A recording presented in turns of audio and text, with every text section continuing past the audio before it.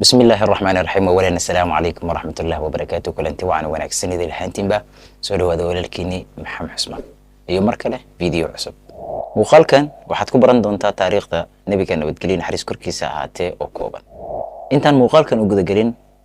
وحنكع عصنا إن أقول أصل لصاحبي كان محمد بتقولين حريس كركي ساعاتي كاغا شيكينا يا تاريخ ذي رسولك صلى الله عليه وسلم أو كوبا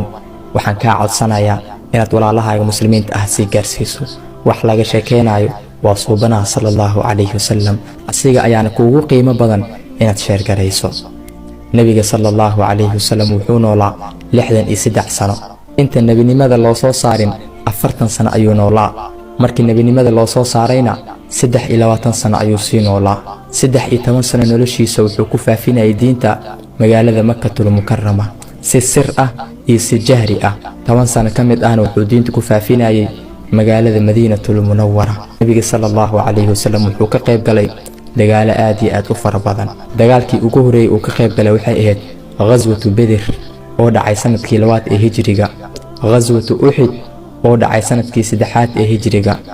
ghazwatu Bani Nadir oo dhacay sanadkii 4 ee hijriga ghazwatu al-Ahzab ama Khandaq oo dhacay sanadkii 5 ee hijriga sulhul Hudaybiyah oo dhacay sanadkii 6 ee hijriga غزوة خيبر oo dhacay sanadkii 7 ee hijriga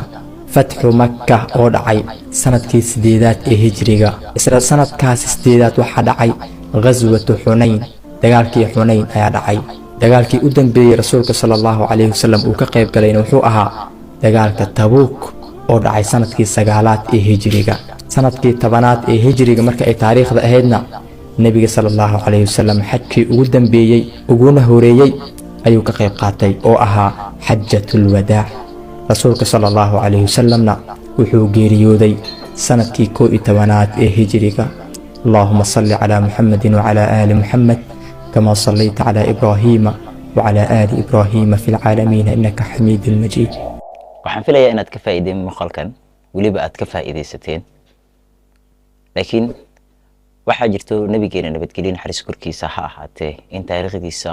intaan oo kaliya aysan ku koobnayn laakiin ay ka sii badan tahay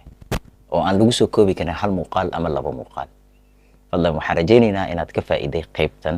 muhiimka ah iyo sidoo kale qaybaha kale inaan soo gudbin doono waxaan kaga tageynaa sida ay nabadgelyo wassalaamu calaykum wa rahmatullaahi wa barakaatuh